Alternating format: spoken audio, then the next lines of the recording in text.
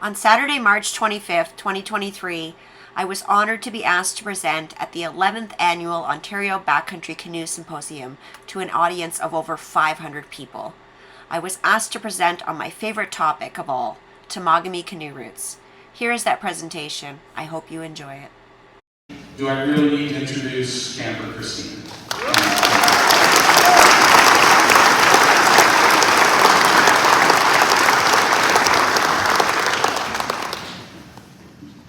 Thank you, David. Wow, there's a lot of people here. Am I up here? Okay. Welcome to my presentation on Temagami Canoe Routes. How many people here, by a show of hands, have been to Temagami? Wow. And how many people are looking to do more trips there or do their first trip there? Okay, good. I've got the great audience for this presentation. Who am I? Well, my name is Christina.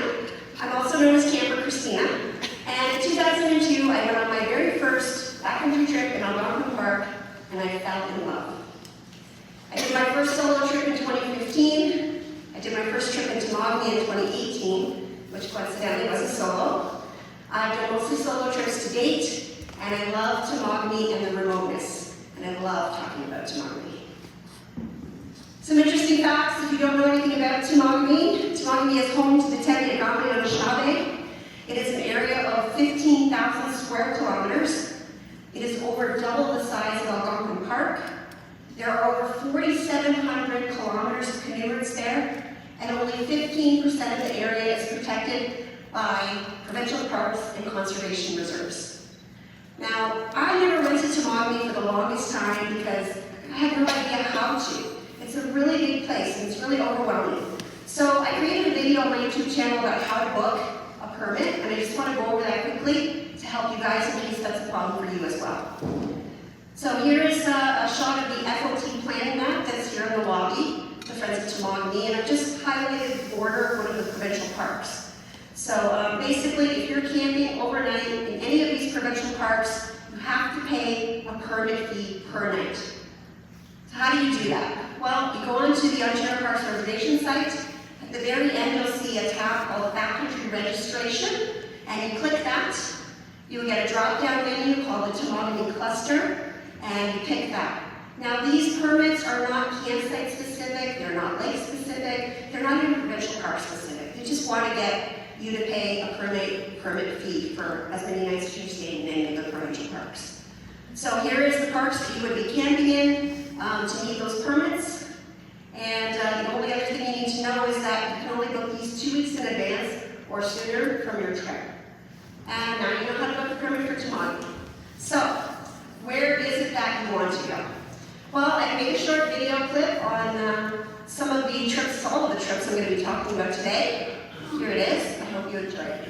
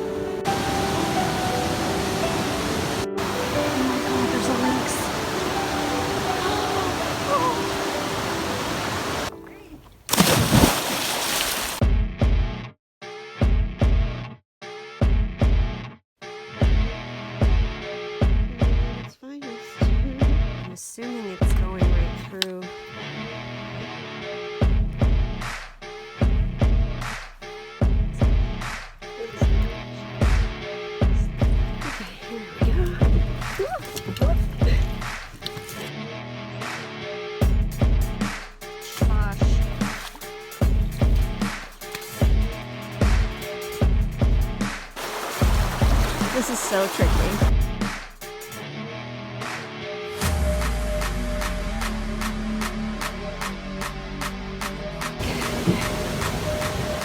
All right, here we go.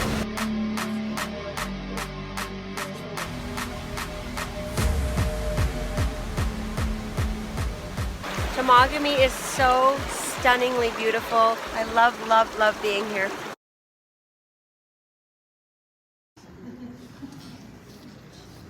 Does that not get you excited to go to Temagami? Because it really gets me excited to go to Temagami.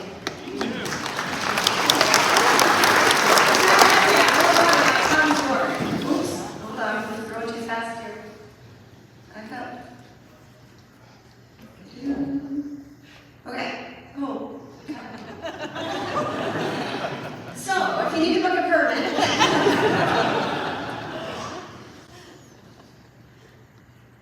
There we go. All right, so let's check out some routes. So today I'm going to be talking about routes that are about 4 to 7 days. You might be able to do them faster or slower depending on the speed. And these are some really challenging trips because those are my favorites, and David wanted me to talk about my favorite trips. However, I know a lot of you maybe don't want to do some super challenging trips, so I've also got some inserts that are called alternate trip options in black, and you'll see that on the screen and understand when you see it. I've got some simpler routes that you can also do while I'm talking about these big routes. So let's get started. First trip I'm going to talk about is the Waterfalls Canoe Route 1. Now, I've just named these trips for whatever I think they should be called, so you can't really look them up unless you're looking for my videos, which is great. I did this trip over the September Labor Day weekend in 2020. Here's an approximate idea of where you will find it on the FOT planning map. And here is the route. I did this trip in 7 days and 6 nights. Now, I'm going to be talking about and mentioning how many days and nights it took me to do all of these trips. That could be longer or shorter for you, it's just to give you a rough idea. Okay, so the start of this route is at the Gamble Lake access, and here it is here. The long road going into Gamble Lake isn't too bad. You do have to go slow on it. It takes a long time to get through it, but I think that most vehicles can get there, even if it's not a four-wheel drive vehicle, as long as it's not during rainy season. Sometimes the water will go over the road, but other than that, it's good access. Now, the one thing you need to know about this route in particular that's different than the other ones I'm going to talk about today is you're going to need a shuttle. I was lucky enough to have my friend Dave Wilson drop me off. Some of the outfitters in the area will do this service for you for a small fee.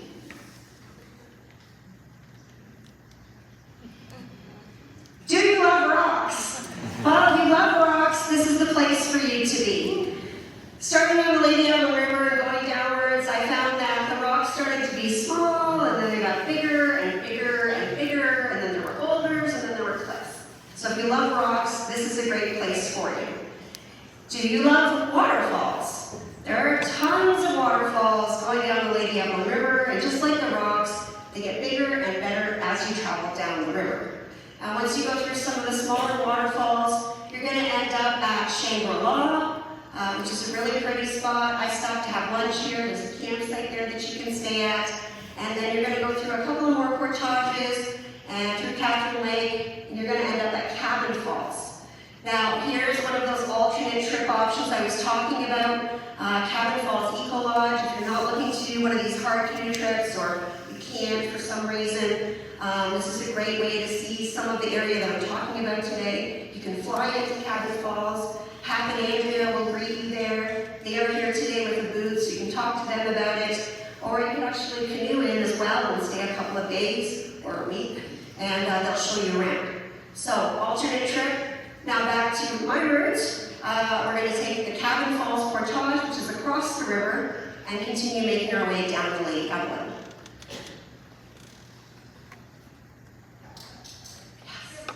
Alright, so then we're going to see some really, really nice waterfalls, starting with Cabin Falls, then Fat Man's Falls, and Bridal Bell. Really, really cute, beautiful waterfalls. Now, in order to see these beautiful waterfalls, you've got to overcome a couple of challenges. And the portages on this route are pretty tough. These are some of the most challenging portages I've ever done in my life. And I have a nice picture here, 2 pictures of the Bridal Bell Portage. because it is a bit harder than the other two, but not by much. And you have the choice of going down this steep rock, or being a gymnast and walking on the balance beam log that Hap and Andrea so kindly put there. And very grateful for that, because I took the log both times I went through this area, and it was a lifesaver. So once you get through the challenging portages, you're going to get into some open water. You're going to go through Willow Island Lake. You're going to do a couple small portages into Lady Evelyn Lake, into Diamond, and Sharp Rock Inlet, and then Sandy Inlet, and then you'll be on the North Shore of Lake Temagami. Now, the only daunting portage in that section is the one that goes over Napoleon Mountain. But after you've done those challenging waterfalls portages, this will be a piece of cake. The only other issue you're going to have possibly is getting through the road from the access to the main road. It's pretty brutal, and you would need a all-wheel drive vehicle for that.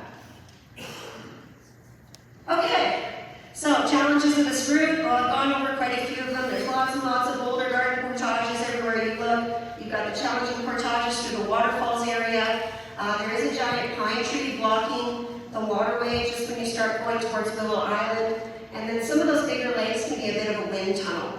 The only other thing to note is that Sandy Inlet can have some people partying on the beach. It is an access lake, and one time I was on Lake Temagami, there was a bunch of houseboats on the beach, and they were having kind of like a rave. So I don't know, that might be an attribute, depending on if you're into that kind of thing. So, attributes for this route, there are plenty. The Lady Evelyn River is stunning. It's gorgeous everywhere you look. You've got Chamber-La, you've got all those beautiful waterfalls, Cabot Falls Eco Lodge. When you come out into Willow Island Lake, there's some beautiful cliffs along the water there, and when you get through the Lady Evelyn Lake, there's some pretty little waterfalls, and there's some really nice pictographs on Diamond.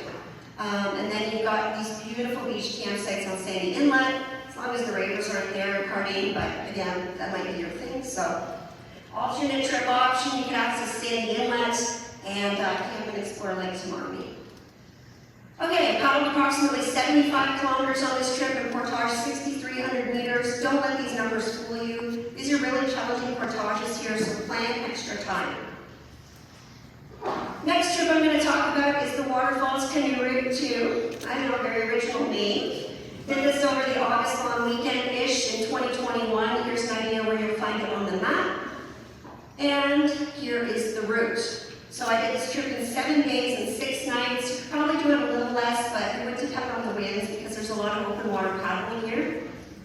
The access is at Mowat Landing. I like Mowat Landing access. It's really nice. There's tons of parking there. And then there's all kinds of places where you can access the water. Now there are a lot of cottages and lodges in this area, so there are speedboats. So there's a dock there as well. I just found this nice little spot off to the side, loaded the canoe, and off I went.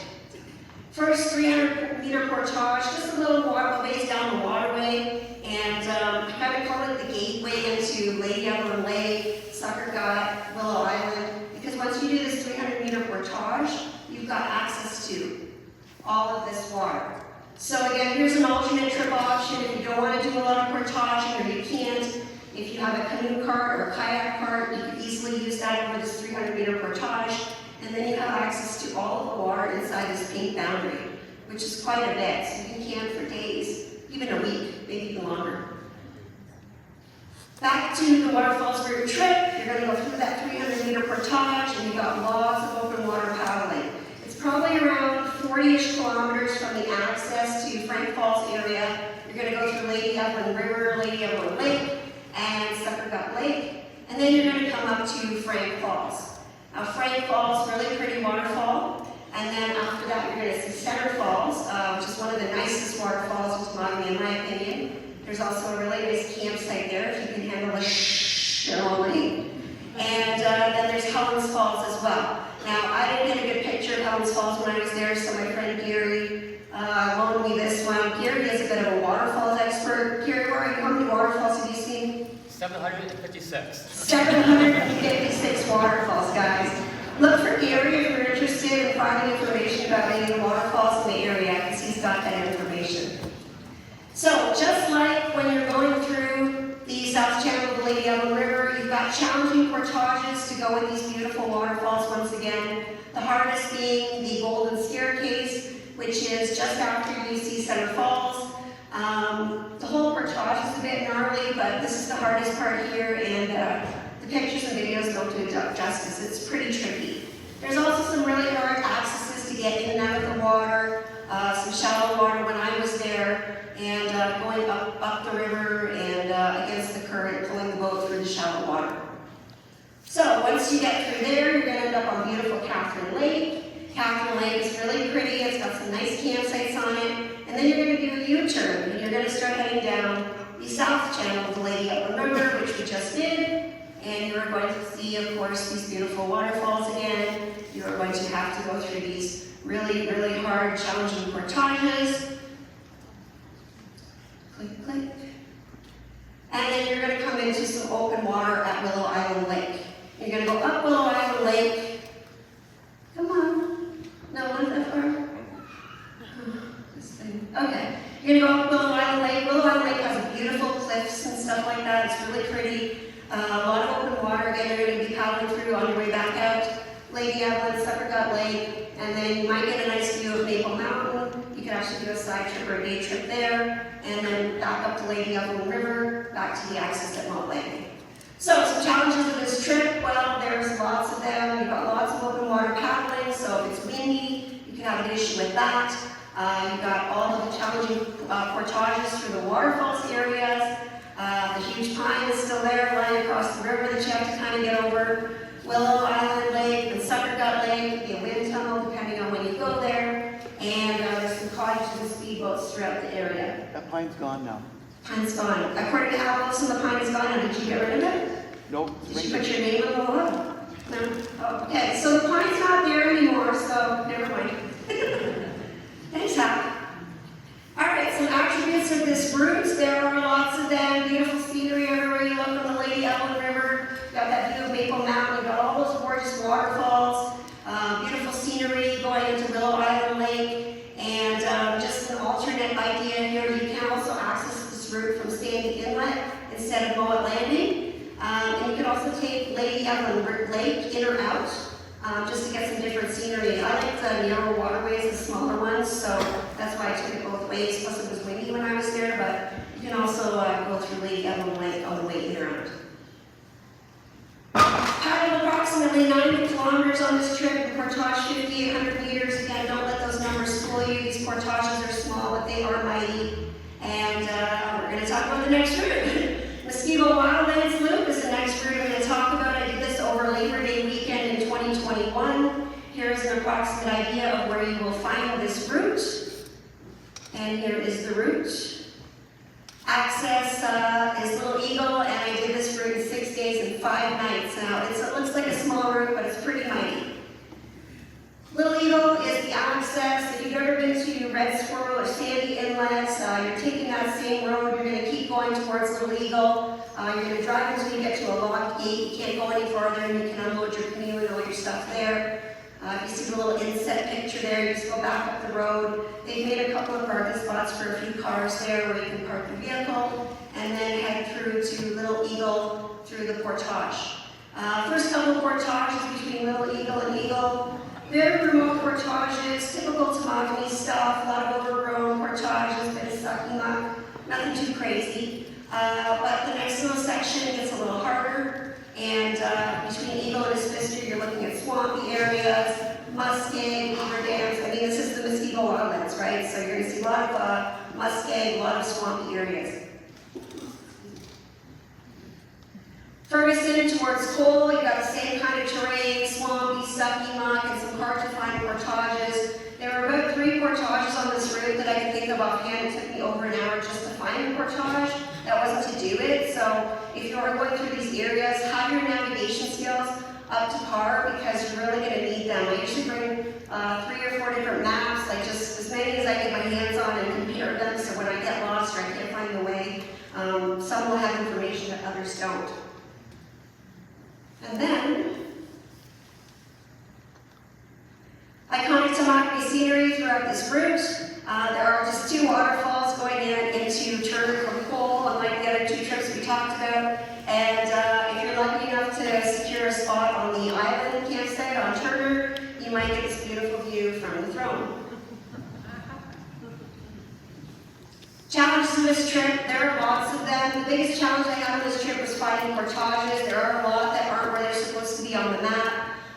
So I do have actually a full video series on all of these trips on my YouTube channel. Some of them have GPS coordinates on them, and I specify kind of whereabouts I'm finding these portages that are missing on the map. I'm also going to be publishing this on my YouTube channel later, so if you want to, check it out after, you can take some screenshots of these areas so that you can see where the portages approximately are. The hardest one to find is between Goss and Sturgeon.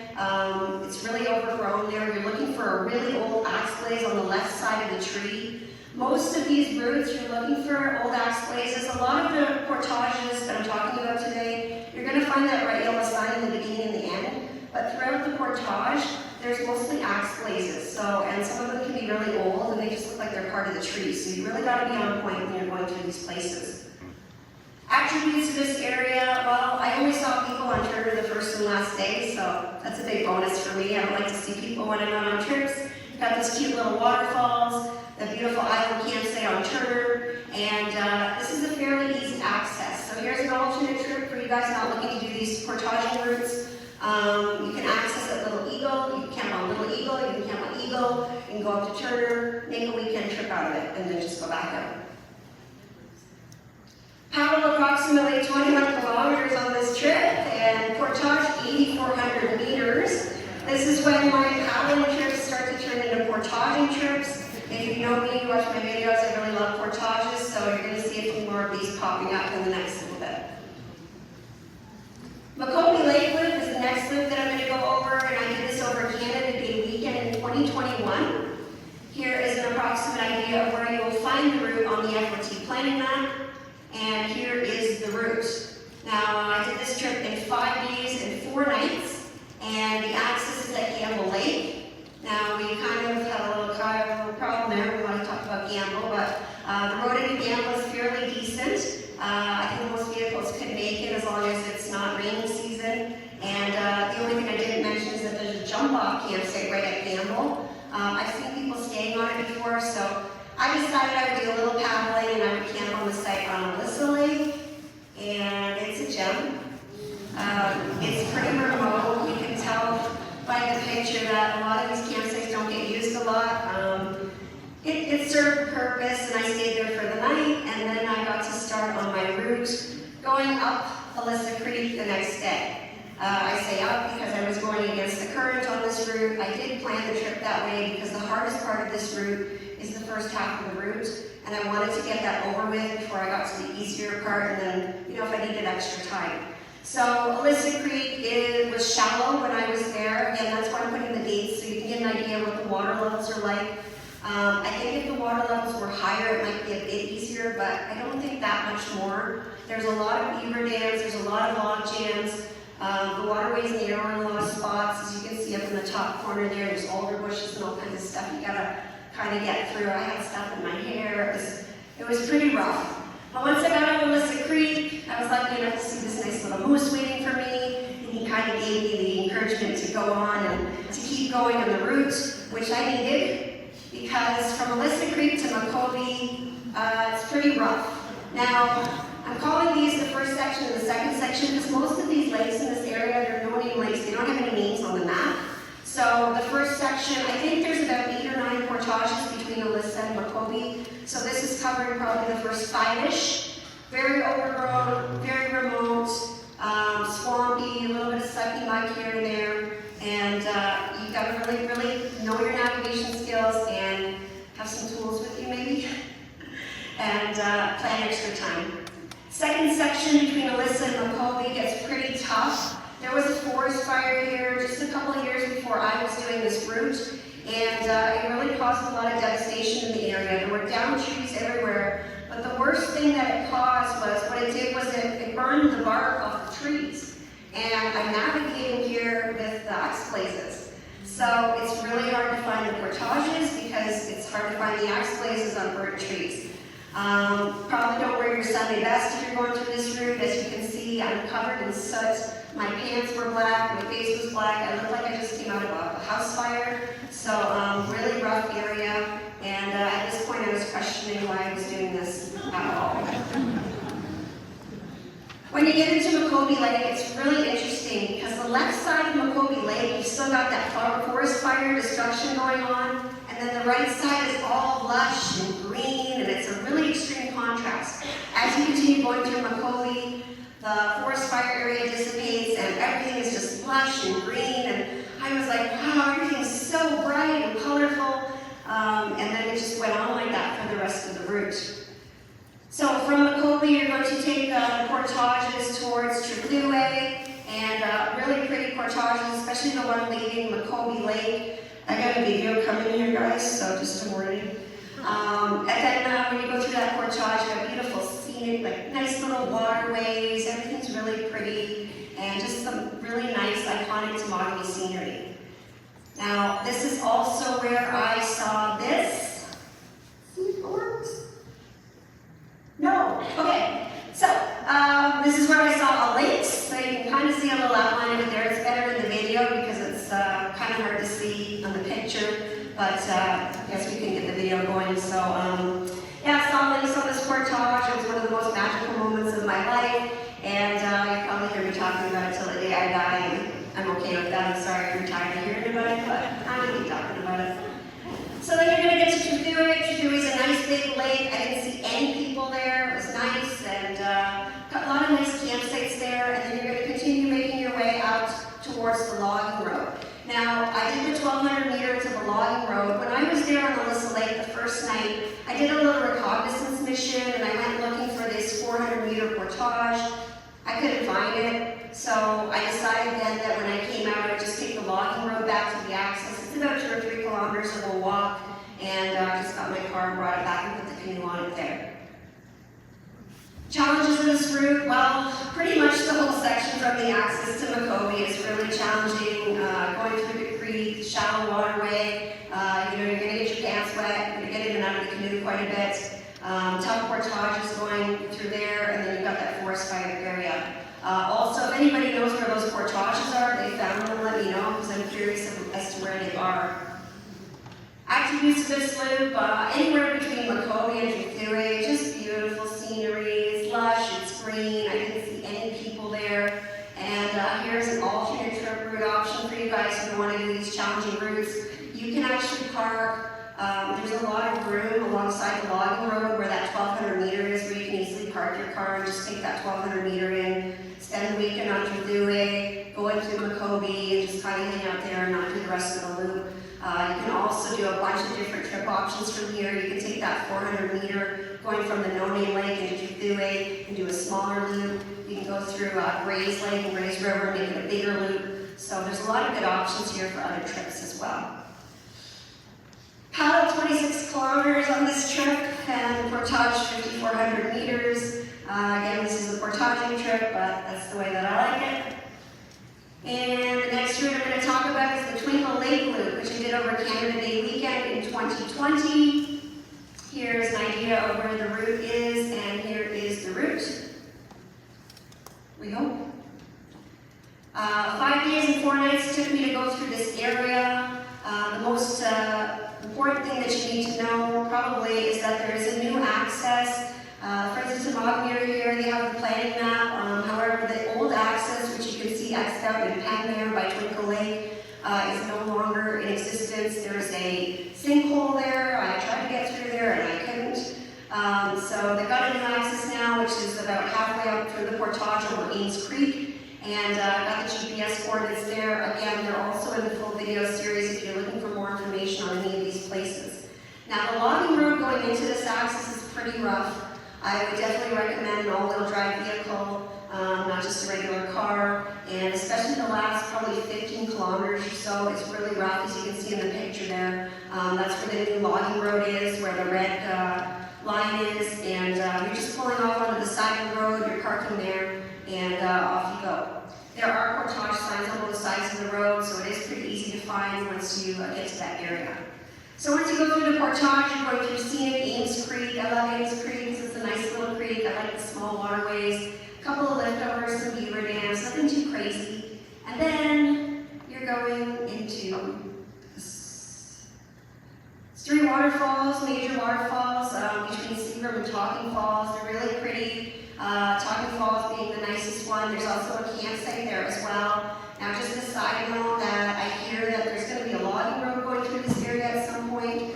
So if you are planning on going to this area, I would definitely recommend doing it sooner than later.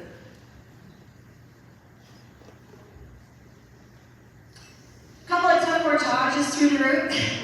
It's a pretty rough area. There's a lot of sucky muck, there's a lot of swampy areas, there's some obstacles here and there, just some calisthenics before you go so you get through this stuff. A couple of tough portages, two I want to note specifically. There's a 900-meter leading Sturgeon River that doesn't actually exist. You just have to take the tiny waterway. Well, it was a tiny waterway when I was there. It was also bug season, so that was a really big joy to go through there at that time. And the other portage is at Dead Beaver Falls. Now, this is probably one of the hardest portages I've ever done. It's a 700-meter. It has all the things Temagami offers. There are boulder gardens, there is sucky muck, there are swamps, there's a cliff in the middle of the portage, there's some logging roads that cut through. I had a really hard time finding my way through, finding my way back. I double carry and then finding my way back again. So I've actually thought of doing this route again, but I don't know if I can face this portage again. It was really, really easy. Tough accesses as well, getting in and out of the water sometimes is the hardest part of Temagami. A lot of boulder gardens and things like that. I usually try to solve this problem by putting a rope on either end of the canoe. Because I'm out there alone, I find it helpful to keep the canoe from taking off on me. And challenges of this route, well, there's the 900-meter portage I was mentioning that is not there. You have to go through the waterway. I recommend going through when the water is high, not like when I was there. And between Pine Torch and Twinkle, you've got a lot of overgrown portages, a lot of tough terrain, and just another note about that new logging road access there. Alternate trip options on this route. I did this last year. I accessed Ames Creek, and I spent 2 nights on Yorston, and I spent 2 nights on Seagram, and then I went out through Lingard. Just spent a weekend there, a couple extra days, and that's a really nice area to go through. And instead of doing a challenging route, if that's something you don't want to do. It's a fairly remote area. There's a lot of small, pretty lakes there, and it's very quiet. You've got Talking Falls, which is stunning. And from the access at Ames Creek into Talking Falls is really, really pretty scenery as well. Paddle 20 kilometers on this trip. Portage 7,000 meters. This is another portaging trip. Again, it's kind of my jam. So. The Obabika Lake. This is when it gets fun. I did this over the August long weekend in 2019, and I really love this route because it's really hard. It was for me when I was there, and so I really wanted to talk about it today. Here's the area that you're going to find it in, and there is the route. I did this route over 6 days and 5 nights. There is absolutely no way I could have done it faster. I was here during low water season, and this makes a huge difference on this route. If the water is not high, half of this route is going to be an entirely different trip for you. So, first of all, I wanted to point out that this is not the Obabika Loop that's in Hap Wilson's book. After I made these trips, as I said, just however I feel like naming them, and I called it the Obabika Loop. And then it went up on YouTube, and a little while later, I found out somebody said, "Oh, I did the Obabika Loop, blah blah blah blah." I said, "Oh, how are the water levels?" Well, what do you mean? What does that matter? Well, I found out that Hap has a route called the Obabika Loop in his book, which is right here in purple. Almost the same amount of paddling, but a little bit of a difference in the portages. And you can find this route in Hap's book. It's the third Temagami book that's here. He's got it here. You might be able to get it signed if you're really nice to Hap. And Hap also has the route that I'm talking about called the Obabika River route, not to be more confusing. It's route number 11 in that book as well. So let's get back to my Obabika Loop, which is right here, and 6 days, 5 nights, 6,700 meters in portages. That does not count the liftovers. As I mentioned, I was here in low water season, and it created some problems. So you're going to access at the Obabika Lake access. This is a bit of a tough logging road. It takes a long time to get there. Don't use the times on the GPS, because you've got to go sometimes 50, 60 kilometers an hour on these roads. The last 10 kilometers or so is really rough.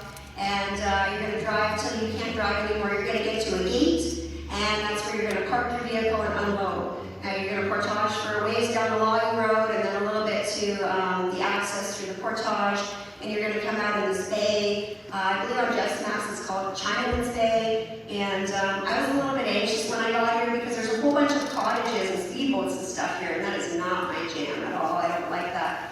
But after you get into Obabika Lake, those dissipate, and you really don't notice them very much, which I was happy about.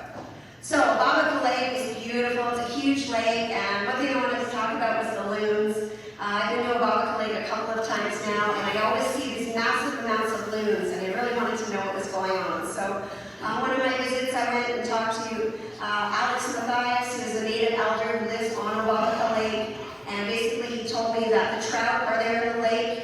We're only allowed to catch one. They push up the herring, and then all of the loons come and they eat the herring. So he said that he's seen up to 54 loons at one time, honestly, which I thought was really cool. Here's an alternate trip option as well. Alex Matthias does tours and stuff. He'll take people around. His phone number is there. FOT has his phone number. And I'm sure that if you want to contact me afterwards, I can give it to you. It's also going to be in the video as the slides. So lots of things to see on Obabika Lake as well.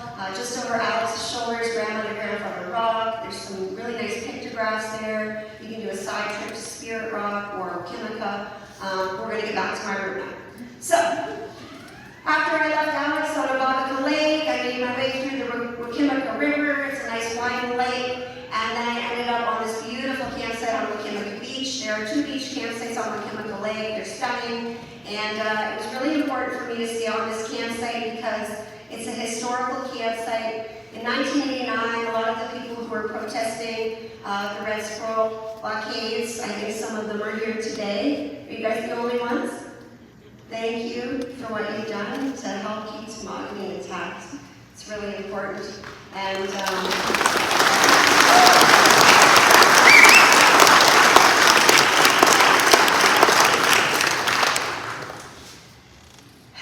got a little emotional. Okay. So after I camped on this beautiful campsite, which I absolutely loved, I started making my way towards the Naismith Creek. Between Wakimika and Naismith, you've got just some typical Temagami portages, some sucky mugs, some swampy areas, some boggy stuff, some uphills, some downhills. Nothing too crazy until you get to the Naismith. Now, as I mentioned, I was here when the water was low. I talked to people who were here 3 weeks before me, and they said, "Oh yeah, that's like the lazy river, Canada's wonderland. You just kind of sit in the canoe and you coast down the water, and it's great." I didn't have that experience. not even close. Like, this was the hardest day of my life. So, Naismith Creek, yeah, got a couple of small leftovers, some beaver dams, some logs down, whatever. This is the warm-up for when you get to Obabika River. And that's that. So, 8 massive log jams when I was there. Some of these log jams are 3 feet, 4 feet out of the water. The river banks are like alder bushes and sucky mud and stuff, so it's not like you can just kind of pop out and pull the canoe around. You basically have to go up and over and through the log jams with the canoe, all your gear, pull it over. The logs are slippery, you're playing gymnastics, and it's really, really tough. Eventually you get to make it to this small creek that will take you to Wawagama, if I'm saying that right, also known as Round Lake, and then you're back at an access and you're on your way out. Hardest day of my life. Challenges, just talked about them all there, the Naismith, the Obabika River, really time consuming going through that area as well. I think it's something like 48 kilometers through that section on the Obabika River, so it's very windy, so plan extra time always when you're in Temagami. You will need it, most likely. If you don't, just sit around and enjoy the view. Attributes of this route, well, as you can see, there are plenty, all kinds of things on Obabika Lake. You've got the Wakimika Lake, historical campsite, gorgeous scenery. It's a remote area. You won't see too many people. Again, depending on the time of year and what the water is like. Might be an easy trip, might be a hard trip. And alternate trip option, you can access Obabika Lake. Spend a weekend on Obabika. It's got beautiful campsites there. Contact Alex.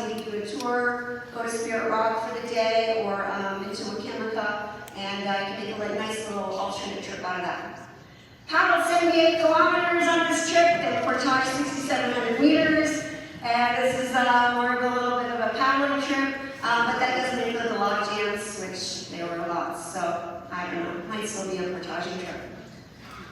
Solace Lake Loop, I did this loop over Thanksgiving weekend in 2019. Here is an idea where you will find it on the map. And here's the route. I did this trip in 5 days and 4 nights. That was supposed to be a 6-day trip. I was planning to go up to Ishpatina Ridge on the last day. When I woke up, it was snowing. Thanksgiving trips in Temagami are really hard. I couldn't see the top of the trees, so there was no way I was going to hike for hours just to kind of get up to a ridge and then not see anything, so I left a day early. But it's still a great route. The access is at the Sturgeon River. It's a fairly decent access. This is another one like Gamble that you could probably make it in with a regular vehicle, but you do need to go slowly. You've got to watch out for the bumps in the road. Also, there's wildlife everywhere too, so keep an eye out for that. There's just a couple of sketchy bridges that are missing a few boards. I just kind of drove over them, like, prayed a little bit. That was fine. So other than those, it's a pretty decent way in. And you're going to drive until you get to the end of the road. You can't go any further. You just park the vehicle there and access at the Sturgeon River. It's a nice little access. It's going to take you into Paul Lake. And on this route, there are a lot of really pretty campsites. It's a really, really pretty area. I didn't see anybody at all on this route again. And portages are typical Temagami travel. Nothing too crazy. Some uphill, some downhill, some low water, some sucky muck. Sucky Muck Swamp, that was kind of fun. It was paddling through sludge there. And the hardest part of the route is going into Solace Lake and coming out of Solace Lake. There's a 900-meter portage. I just wanted to pretty much kill myself when I was on. It's almost a full kilometer boulder garden. And I don't mind boulder gardens when they're in small, increments, but a whole kilometer, you're just like, why am I here right now? I just don't want to know. So once you make it to Solace Lake, it's totally worth it because it's a beautiful lake, it's a gorgeous area, and then you've got a couple of small boulder garden portages, which are easier to take in the smaller sizes, so not too bad. Challenges of this trip, well, I've got the Sucky Muck Swamp that I just showed you, there's some boulder garden portages, the water in Stall Creek and the Sturgeon River can be low, it was low when I was there. I seem to have a thing with low water, but overall not too bad.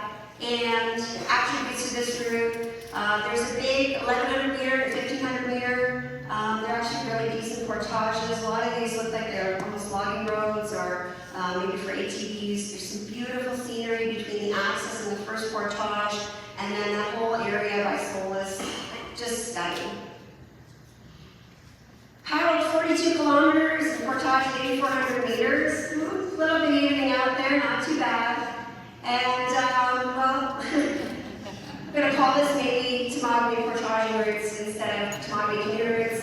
As I mentioned, I've got all of these videos on my YouTube channel, on Temagami playlist. I actually just checked when I made this presentation. I have 106 videos on Temagami on my playlist, on my YouTube channel.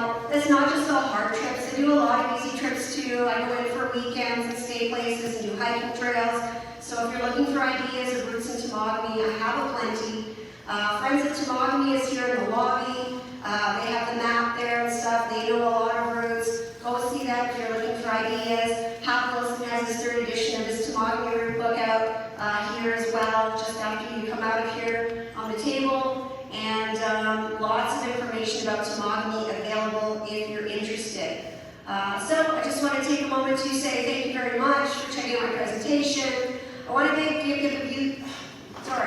give a huge thanks to Friends of Temagami for all that they do to help to maintain this area, as well as Hap and Andrea.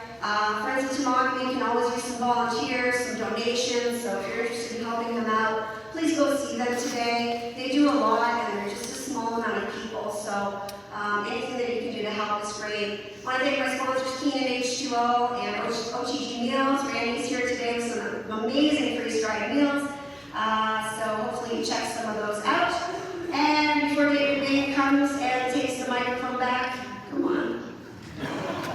Just want to say thank you to David Bain for organizing these amazing symposiums for all of us to enjoy. Look at how many people are here.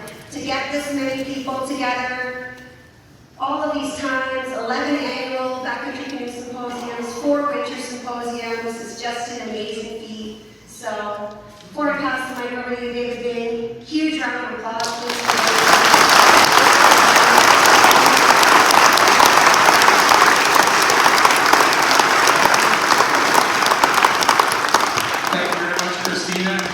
wonderful presentation. You're an animal. She does tricks I cannot even fathom, but that's, oh yeah, I'm gonna walk away with the, to be young again. We set a record today. We started this show in a 150-seat theater. Princess Twin moved to a 400-seat theater. And through nobody's fault, they had to use the theater differently, and so we had to look for a new venue. Came here, the staff here has been fantastic at First United, but it opened up a few more seats, so we have 120 more people here than we've ever had at the Canoe Symposium, which is a wonderful thing, and it meant more raffle tickets, and the vendors did better, and just everything. So without you, the audience, there is no show. So give yourself a round of applause.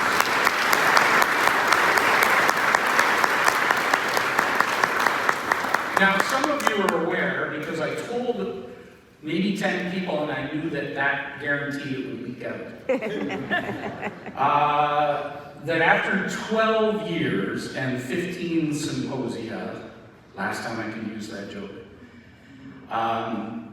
this has been our last show. Okay? What was once a bonfire of enthusiasm to organize an event like this has now died down to that late evening ember that we so all look forward to. So I am so appreciative to have met so many of you. I know some of you I met for the first time today. Some of you I've met many times over the years, and you've said hello.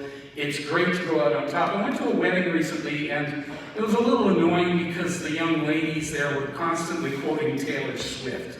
And I think when a moment of importance rolls around, you don't quote Taylor Swift, you quote Kenny Rogers. You gotta know when to hold them, you gotta know when to fold them.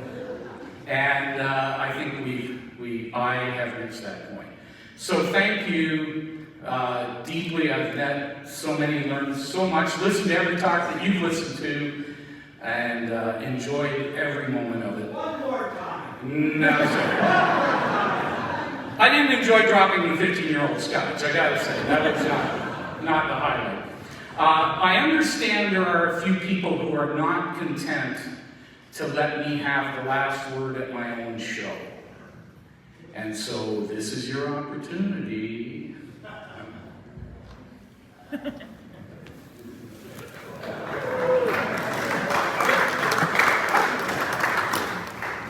can still have the last word. Oh, can I? Okay. Of course. I'm not saying nothing. I had a speech prepared, but that kind of went out the window now. Some of us got together and got a couple of gifts for you, David, if you want to come up and over here. We couldn't let today end without showing our appreciation for this man and all of you people, Matt, everybody, your team, for all of the stuff that you've done for us. To get all of these great people together year after year. It's been fun. It's been a ride. Yeah. Hap has a really cool gift for you. You want to tell them what it is, Hap? David, I apologize. No, I don't apologize. I know John disparaged the red canoe and the workhorse of the north, the Hap Beaver. I just want to clarify that most people actually paddling on out are eco-boats. I do have the time to do my artwork in the wintertime. So these are the first edition. It's a limited edition print for two of them. And I'd like David as an influencer, and certainly for the work that he's done for the Canadian canoe culture. Thank you very much, sir.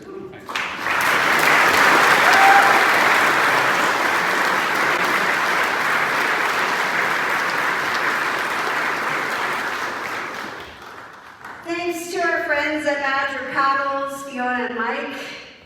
They have created a custom paddle for David in honor of this last event. It's got David's name on it. It has both symposiums' name on it. And on the other side, there is a crest from a 153-year-old Canadian flag, historical flag that David really loves because he's an ex-history teacher. So I hope you enjoy the paddle, and there's many years of traveling. Thank you so much.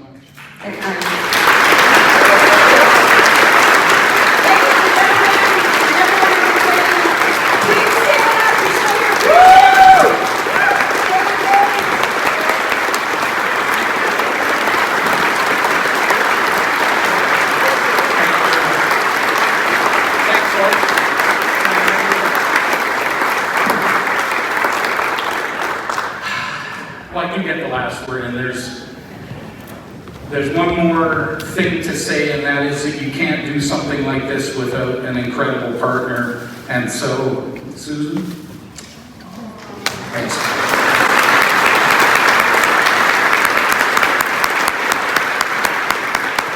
And I'll see you on the water. Woo!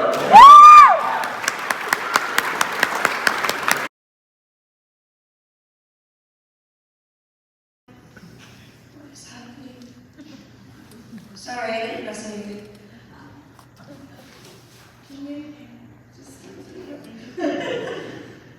Sorry, guys. I'm having a couple of technical difficulties here. Where am I supposed to be pointing this thing? Oh, okay.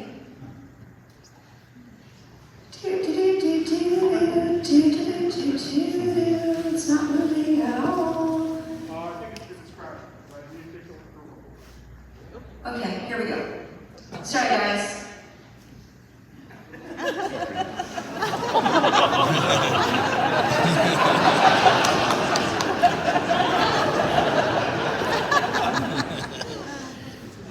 What's going on? Okay, here we go. Sorry. I'm so Canadian, sorry. Here we go. Lawrence canoe trip, blah, blah, blah, blah. Here's the route. Boom. Boom. And the access is. I think the batteries are dead. Okay. Gamble Lake access.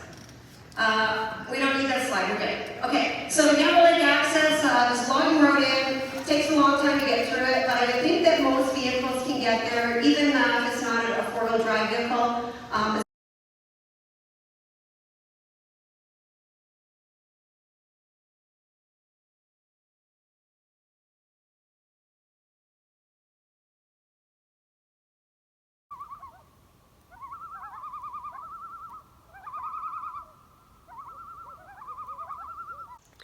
Thanks so much for watching. If you like what you saw, please click the subscribe button. Also click the bell for notifications. If you'd like to get more information on the stuff I use on my trips, please check out my website at CamperChristina.com. Thanks. Bye.